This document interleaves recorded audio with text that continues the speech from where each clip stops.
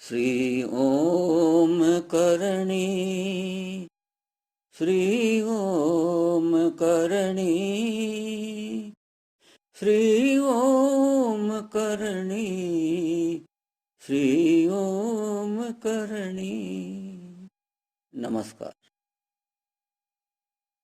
कल ग्रुप के 2 सदस्यों से एक कॉमन मैसेज प्राप्त हुआ और वह मैसेज कहाँ से लिया गया है उसका मूल श्री शरणानंद जी महाराज के ही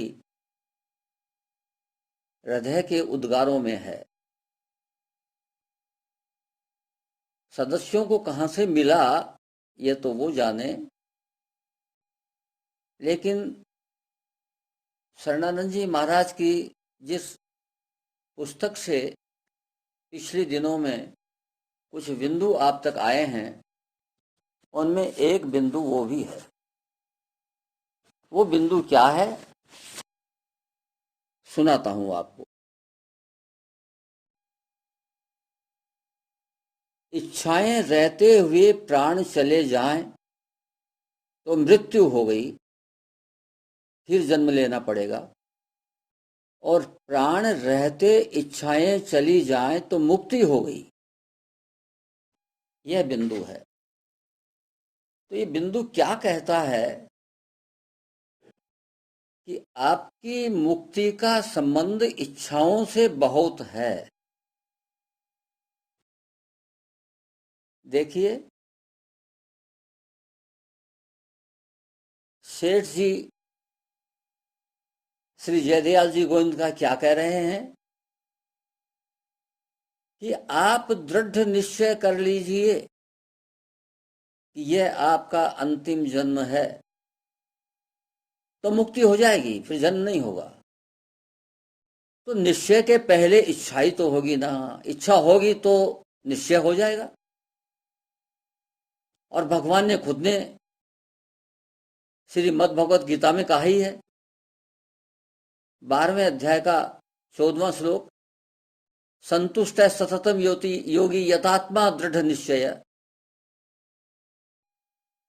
ऐसा व्यक्ति जो संतुष्ट है, सततम योगी, ऐसा योगी जो निरंतर संतुष्ट रहता है,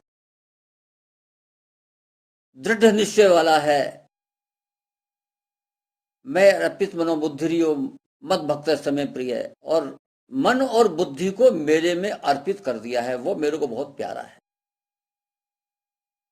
तो ये इच्छाएं जागृत होती हैं मन और बुद्धि यहां से। और जब हमने मन और बुद्धि को प्रभु में अर्पित कर दिया तो वो इच्छाएं हमारी नहीं रही। हमको अब ये समझ लेना चाहिए कि हमको तो मुक्ति की भी कोई इच्छा नहीं है। हमारी इच्छा तो प्रभु की इच्छा में जुड़ गई, मिल गई, एक रस हो गई दोनों। जो प्रभु की इच्छा है वो हमारी इच्छा है। हमारी इच्छा कोई प्रकट हुई, इसका मतलब अच्छा ये प्रभु की इच्छा ये है क्या इस समय, चलो भाई इस इच्छा को पूरी हो जाए, ये इच्छा पूरी कर लेते हैं, हो जाती है। यानी हमारी कोई अब स्वतंत्र इच्छा नहीं है। आप स्वाभाविक रूप से जैसे काम करते हैं करते जाइए। आपको किधर कुछ विशेष ध्यान नहीं देना है। लेकिन ये मान लीजिए कि मन और बुद्धि आपके नहीं हैं।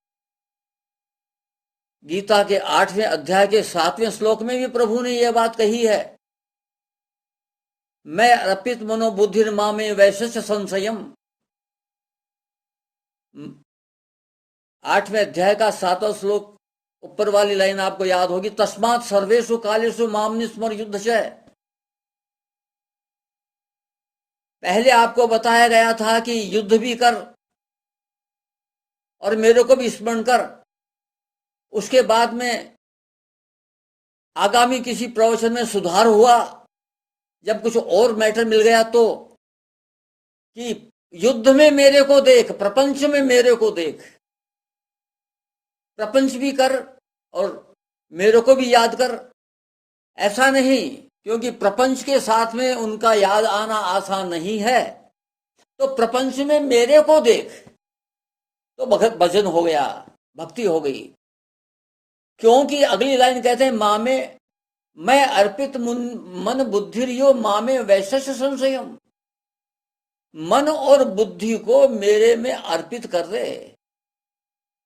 जब मन और बुद्धि को मेरे में अर्पित कर देगा तो तेरे मन में, बुद्धि में, मन में जो संकल्प विकल्प उठेंगे, बुद्धि जो निश्चय करेगी, वो तेरा कुछ नहीं है, वो सब मेरा हो जाएगा। और ऐसा करने से तो मुझे ही प्राप्त होगा। असंशयम, संशय मत कर, इसमें जरा भी संदेह मत कर, पक्की बात है, तुम उसको प्राप्त हो जाएगा।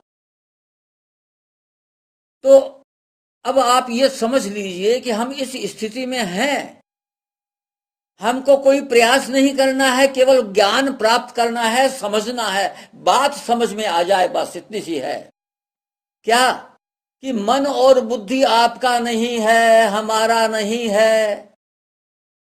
अष्टावक्र जी महाराज की बात भी आपको कह चुका हूं। जनक जी को कहते हैं, राग द्वेषो मनोधर्मा न मानस्ते कदाचिन। हे जनक, राग और द्वेष मन के धर्म हैं और मन तेरा कभी नहीं है।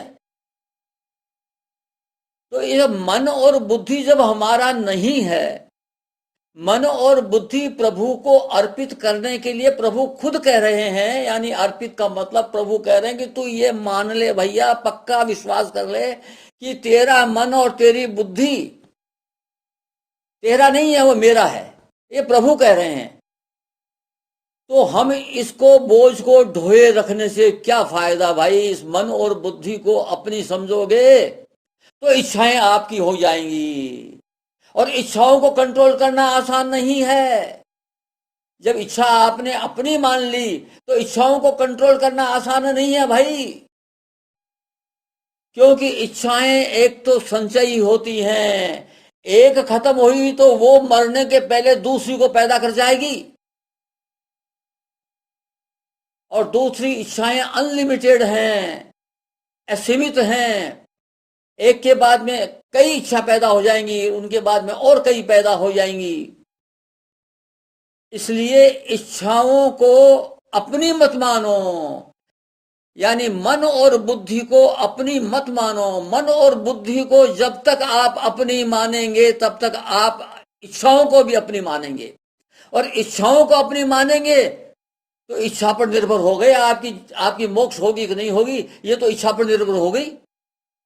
और इच्छा तो संसार के अंदर भटकेगी भाई, क्योंकि इच्छा का संबंध शरीर से है, आत्मा से नहीं है इच्छा का संबंध। और अब आप चेतन तत्व हो गए हैं, शरीर नहीं है। इस चीज को समझ लो, जान लो, भटको मत। ये देखो, जो संत लोग बातें कहते हैं वो अलग अलग कक्षा के छात्रों के हिसाब से बातें कही जाती हैं।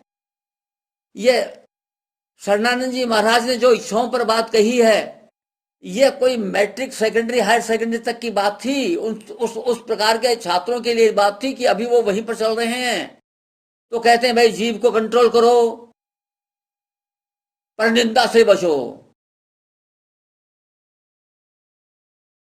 कोई पर्टिकुलर सब्जी खाने की इच्छा है तो इच्छा को त्याग दो। ये मत पूछो आज सब्जी काहे की बनी है। तो ये एक स्तर तक की बातें हैं भाई। ये बातें उस स्तर को जब आप पार कर गए, जब अपने आप को आप शरीर नहीं शरीरी समझते हैं, आप अपने आप को चेतन तत्व समझ रहे हैं, तो आपने मन और बुद्धि प्रभु को अर्पित कर दी। करनी नहीं है उन्हीं का माल था। हमने केवल ये समझ लिया कि अरे तो हम गलत बोझा ढो रहे थे, अब ये उनका। तो इच्छा उनकी हुई, हमारी कोई इच्छा ही नहीं है।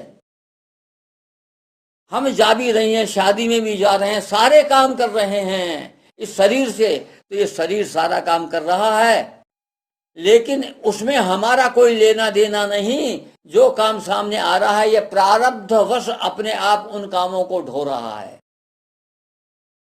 तो ये इच्छाओं का संबंध आपसे तब तक ही है जब तक आप मन और बुद्धि को अपनी समझते हैं, और मन और बुद्धि का संबंध इस शरीर से है। जब तक आप इस शरीर को अपना समझते हैं तब तक ही इच्छाओं का संबंध है आपसे। और जब आपने इस शरीर को अपना नहीं समझा, क्योंकि आचरण सही है, आचरण में कोई गलती नहीं है, केवल मान्यताएं बदलनी है। मान्यता अज्ञान जनित, अज्ञान कल्पित हैं। इस कारण से सारा ये जन्म मरण उस अज्ञान के कारण से हो रहा है। गीता में भगवान ने साफ कह दिया, मैं अर्पित मनोबुद्धि मामे वैश्य संशयम। मेरे को जो मन और बुद्धि को अर्पित कर देगा, यानी ये मान लेगा कि मन और बुद्धि तेरा नहीं मेरा है, नहीं प्रभु का है। इंसान समझ ले कि ये इंसान खुद का, उसका खुद का मन और बुद्धि नहीं है, ये प्रभु का है। तो सारी इच्छाएं कल्पनाएं अब किसकी हुई? सब प्रभु की होगी, हमारा कोई लेना देना नहीं है। ये शरीर कल्पना तो करेगा अपने हिसाब से, करने दो, हमको क्या मतलब है। ये शरीर आपका नहीं है भाई, ये पड़ोसी है आपका। आप तो चेतन तत्व हैं, ये शरीर तो आपका पड़ोसी है। ये आपके कंट्रोल में कैसे रहेगा? अपने मन की बात करेगा, करने दो इसको। क्योंकि यहां पर इंद्रिय नाम मनस्यास्मि भूतानाम अस्मि चेतना, इंद्रियों में मैं मन हूं। भगवान खुद कहते हैं कि इंद्रियों में मैं मन हूं। वो खुद मान के बैठे हैं कि भाई तुम्हारा मन नहीं है, मैं मन के रूप में यहां खुद मैं बैठा हुआ हूं वहां पर। तो प्रभु को कौन कंट्रोल करेगा? इसलिए ये मन जहां जाता है, जैसी इच्छा पैदा होती है, माथा मत भटकाओ, अपना मस्तिष्क खराब मत करो इन बातों में। जब आपने अपने आप को चेतन तत्व स्वीकार कर लिया तो उसी दिशा में आगे बढ़ो, उस बात को दृढ़ता से पकड़ लो। और कोई चीज भटकाव के रूप में आ जाए आपके पास में, जो उस चिंतन से अलग आपको ले जा रही है, तो उसको छोड़ो। इस चिंतन को पक्का पकड़ लो कि आप चेतन तत्व हैं, आपका संबंध चेतन तत्व से है, शरीर का संबंध जड़ तत्व से है, शरीर का संबंध संसार से है, शरीर संसार का रिश्तेदार है। आप प्रभु के रिश्तेदार हैं, आप प्रभु के अंश हैं। माँ में वैसे भगवान ने कहा है कि तू मेरा अंश है, सारे प्राणी मात्र मेरे अंश हैं। तो सारे प्राणी मात्र का रिश्ता प्रभु से हो गया, तो हमारा रिश्ता प्रभु से है। शरीर का रिश्ता संसार से है, मन और बुद्धि संसार के अंग हैं, शरीर संसार का अंग है। ये शरीर के अंदर जैसा चाहे अपने प्रारब्धों के अनुसार जैसा ही चलता रहे, कुछ भी करे, हमें कोई मतलब नहीं। हम तो प्रभु के हो गए, ये पक्का विश्वास करो। और मन में अब भटकाव मत लाओ, इधर उधर भटको मत। सोचो कि आपका जो ये विचार आया है, ये विचार आपके उस संकल्प के अनुरूप है या उसके विरोध में है। यदि विरोध में है तो छोड़ दो, त्याग दो, क्योंकि ये संसार के अंदर भटकाव आता है। तो इच्छा आपने जागृत कर ली तो भाई फिर तो जन्मना मरना पड़ेगा। और हम इच्छा जागृत हो या नहीं हो हमें मतलब नहीं है। इस शरीर में इच्छा जागृत हो रही है, मन में इच्छा जागृत हो रही है, बुद्धि में इच्छा जागृत हो रही है, हमको क्या मतलब है? जब मन और बुद्धि हमारा है ही नहीं, प्रभु का मन और बुद्धि हो गया हमारा, वो खुद कह रहे हैं और हमने मान लिया है, तो उन इच्छाओं को क्यों ओढ़ रहे हैं हम? क्योंकि यदि इच्छाओं को ओढ़ लिया तो मुक्ति कहां से होगी भाई? तो अच्छी तरह से बात पकड़ लो भाई, चिंतन किया करो, मनन किया करो। एक ही बात को पकड़ लो कि आप चेतन तत्व हैं, आपका संबंध चेतन तत्व से अटूट है, सनातन है, छूट नहीं सकता, और संसार से आपका संबंध हो नहीं सकता। ये बात मैं बार बार डंके की चोट आपको कह रहा हूं। इस एक ही बात को पकड़ लो, बेड़ा पार हो जाएगा। आज बस इतना ही। नमस्कार।